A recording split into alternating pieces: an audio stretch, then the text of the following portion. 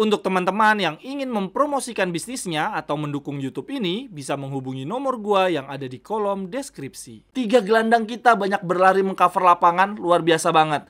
Nah, di bawahnya Mkhitaryan ada Pavard dan Bastoni, dua center back kanan dan kiri kita. Jadi bisa kebayang ya, betapa aktifnya center back kanan dan kiri kita mengcover lapangan.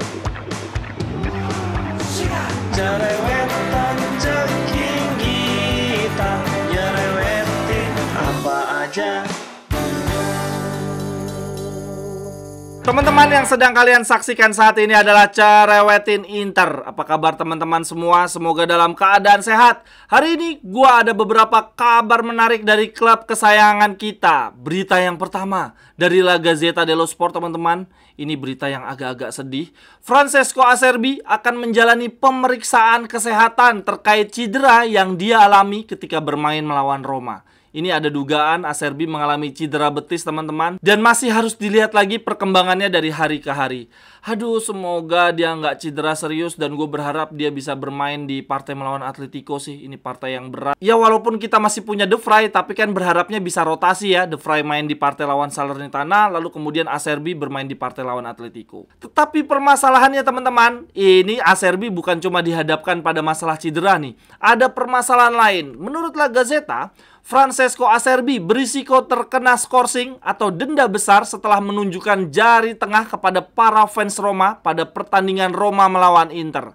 Kantor Kejaksaan FIGC telah membuka penyelidikan untuk kasus ini. Ada aja. Dan hal inilah yang membuat Francesco Acerbi memberikan reaksi ya, mengacungkan jari tengah ke arah fans AS Roma. Padahal ya teman-teman, sebetulnya untuk partai kita melawan Atletico di Liga Champions, kita punya keuntungan tersendiri loh. Saat ini Atletico lagi ada dua masalah. Yang pertama adalah masalah mental. Mereka baru aja kalah melawan Sevilla, tim papan bawah. Lalu kemudian permasalahan kedua yang dialami oleh Atletico adalah penyerang terbaik mereka, Morata, yang sejauh ini sudah mencetak 19 gol di semua kompetisi, mengalami cedera di partai lawan Sevilla. Ketika meninggalkan lapangan, itu Morata sambil nangis, entah nangis karena kesakitan cedera atau karena kakinya keinjek tim medis ya, dia lagi bercanda Sri Mulat gitu. Ada potensi cederanya cukup serius sehingga dia akan absen di partai melawan Inter. Akan tetapi teman-teman, kalau Morata absen dan di satu sisi kita kehilangan Acerbi, ya sama aja, ini namanya bukan keuntungan, namanya impas. Ya, semoga cedera Acerbi tidak terlalu serius ya teman-teman. Lalu terkait acungan jari tengah Acerbi, sebetulnya Milan juga pernah melakukan hal yang sama. Dulu Calabria lagi selebrasi gol kemudian mengacungkan jari tengah ke arah penonton dan tidak kena hukuman sama sekali. Masa iya giliran Inter malah kena hukuman. Lalu kemudian teman-teman, ada beberapa catatan data fakta menarik pasca kemenangan kita atas AS Roma. Dengan 2 gol yang dicetak oleh duo bek kita ya, Acerbi dan Bastoni, kini Inter menjadi tim Serie A dengan sumbangsi gol dari center back terbanyak, yaitu sejumlah 9 gol. Nggak nyangka, gila, kita ada 9 gol yang disumbangkan para bek, teman-teman. Di bawah Inter ada Juventus dan Milan dengan 8 gol dicetak oleh bek-bek mereka, lalu di bawahnya ada Roma dan Fiorentina. Di Inter sendiri, bek yang paling banyak menyumbang gol adalah Di Marco dengan 3 gol, lalu Acerbi Dumfries dengan 2 gol, di bawahnya ada Bastoni dan Bisek. Harusnya ini masih bisa nambah gol lagi nih. Jujur gue optimis sih De Vrij dan Pavard akan mencetak gol di sisa musim ini. Lalu data menarik lainnya adalah pemain yang paling cepat sprint di partai melawan Roma, ternyata Pavard, teman-teman. Gue pikir pemain yang sprintnya paling cepat ya Di Marco, Barella, atau Dumfries ya. Ternyata Pavard nih punya kecepatan 33,82 km per jam.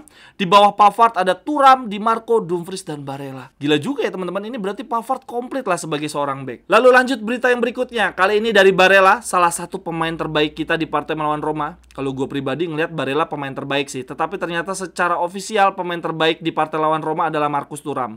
Nah, Barella di partai melawan Roma membuat 61 umpan akurat dari 64 percobaan. Berarti cuma 3 umpan yang meleset nih. Tingkat akurasi dia mencapai 95%. Waduh, gokil. Kalau dilihat dari heat mapnya, dari posisi passingnya, itu Barella memang terlihat sangat dominan di sisi kanan, tetapi sangat banyak juga di tengah dan juga di sisi kiri. Artinya, gelandang kita nih, 3 gelandang kita, Barella, Mkhitaryan, dan Hakan Çalhanoğlu, ini bergerak rotasi rutin ya sepanjang 90 menit. Aduh, senang banget gue ngelihatnya. Dan teman-teman, selain passing akurasinya bagus ya di partai lawan Roma, ternyata Barella adalah pemain yang paling banyak berlari mengcover lapangan di pertandingan melawan Roma. Barella mengcover lapangan sejauh 12,5 km. Di bawahnya Barella ada Hakan Çalhanoğlu dan Mkhitaryan. 3 gelandang kita banyak berlari mengcover lapangan, luar biasa banget. Nah, di bawahnya Mkhitaryan ada Pavard dan Bastoni, dua center back kanan dan kiri kita. Jadi bisa kebayang ya, betapa aktifnya center back kanan dan kiri kita mengcover lapangan. Sedangkan dari sisi AS Roma, pemain yang paling banyak berlari mengcover lapangan adalah Mancini dengan 10,8 km. Ini kalau di Inter berarti si Mancini ada di peringkat 4, teman-teman. Wah, ini data yang menarik juga ya. Ternyata Roma dengan permainan yang segitu kencangnya, dengan intensitas yang begitu tingginya, ternyata mengcover lapangannya cuma 10,8 kilo, berada di peringkat 4 Inter. Gue pikir itu pemain Roma udah lari-lari ngiter lapangan kemana-mana ya, ternyata nggak sebegitunya juga. Kemudian lanjut berita yang keempat, ini berita ringan aja.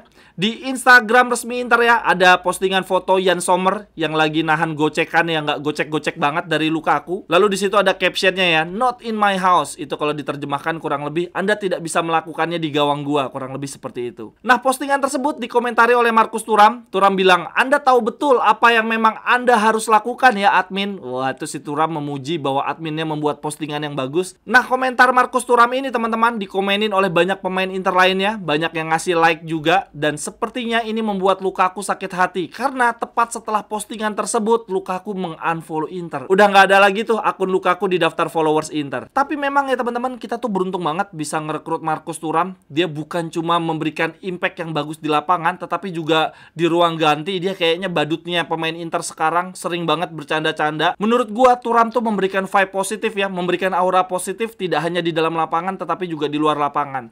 Dan ini gue suka banget postingan dia nih di sosial media. Dia bilang begini, "We are 24 player who loving playing together. You can see it in every match." Kami adalah 24 pemain yang senang bermain bersama-sama. Anda bisa melihatnya sendiri di setiap pertandingan. Aduh, ini sekarang suasana ruang ganti kita lagi solid banget. Please banget ini manajemen jangan sampai ngebeli pemain yang bisa jadi toksik, yang merusak suasana ruang ganti. Untuk Markus Thuram sendiri, di tahun ini teman-teman, dia selalu bermain di setiap pertandingan Inter, entah sebagai pemain inti maupun pemain cadangan. Di Serie A, dia sudah tampil sebanyak 23 kali di 23 giornata. Di Liga Champions dia selalu bermain di 6 pertandingan. Di Coppa Italia juga dia bermain ya, walaupun cuma ada 1 pertandingan terus kalah. Dan di Coppa Italia dia juga bermain di semifinal dan di partai final. Markus Thuram selalu bermain untuk Inter di setiap pertandingan musim ini, entah sebagai pemain inti maupun pemain cadangan. Gokil banget dia nggak cedera-cedera ya teman-teman. Sejauh ini sudah tampil 83 kali dan semoga selalu bugar sampai dengan akhir musim. Teman-teman yang ingin membeli jersey Inter, jersey home, away, jersey ketiga, atau bahkan jersey transformer dengan harga terjangkau dan sekaligus turut membantu mengembangkan, mendukung YouTube Cerewetin Inter, silakan membeli di akun Tokopedia dan Shopee gue ya. Jersey-nya bisa custom nama dan juga nomor punggung, atau kalau teman-teman mencari jersey Inter di tahun-tahun lawas dan juga jersey klub-klub lainnya, bisa juga. Silakan langsung aja ya, cek kolom deskripsi, di situ ada link untuk pembelian jersey dan juga kontak gue. Terima kasih. Lalu lanjut berita yang kelima untuk Cerewetin Inter hari ini teman-teman. Ternyata Inter bukan cuma kapolista di Serie A, tetapi juga pemimpin klasemen di Liga Primavera. Inter berada di pucuk ya dengan 41 poin. Lalu di bawahnya ada Torino, Milan, dan Roma. Tetapi walaupun Primavera kita bagus, gue sih berharap Inter punya tim muda yang bermain di level senior ya, entah di Serie B atau di Serie C seperti Juventus Next Gen. Menurut gue itu project Juventus yang layak ditiru sih. Jadinya pemain-pemain muda kita bukan hanya main di level Primavera, berkesempatan bermain di level senior ya, walaupun di Serie B atau di Serie C. Lalu yang terakhir untuk Cerewetin Inter hari ini teman-teman, ini mengejutkan banget. Di Marzio memberitakan bahwa Handanovic sedang menjalankan peran barunya di Inter sebagai pemandu bakat. Dia terlihat ada di bangku penonton di pertandingan Standard League melawan Leuven ya di Liga Belgia. Dia sedang memantau kiper Leuven berusia 21 tahun yaitu Tobe Leishen. Kiper muda Belgia tersebut dijuluki sebagai the next Courtois. Wah, dia tertarik nggak ya teman-teman pindah ke Inter? Biasanya kalau berebut pemain muda gini kita kalah tuh dari Barcelona atau Madrid.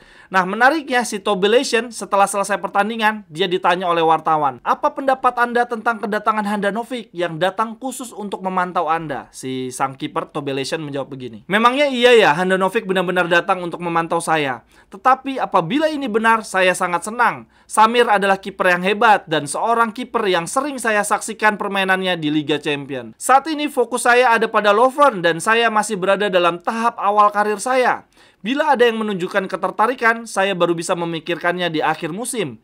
Inter adalah tim yang hebat, tetapi saya bukanlah pemain yang suka bermimpi. Saya hanya bekerja untuk hari ini. Namun harus diakui, saya tidak pernah membayangkan diri saya berada di klub sebesar Inter, sehingga menjadi sebuah kehormatan tersendiri bagi saya bila di akhir musim nanti mereka menunjukkan minat dan mengajak saya berdiskusi. Sekian dulu untuk Cerewetin Inter hari ini teman-teman. Silahkan tuliskan pendapat teman-teman di kolom komentar. Sampai ketemu di cerewetan-cerewetan berikutnya. Bye-bye, thank you. Cerewetan ceking kita nyerewetin apa aja.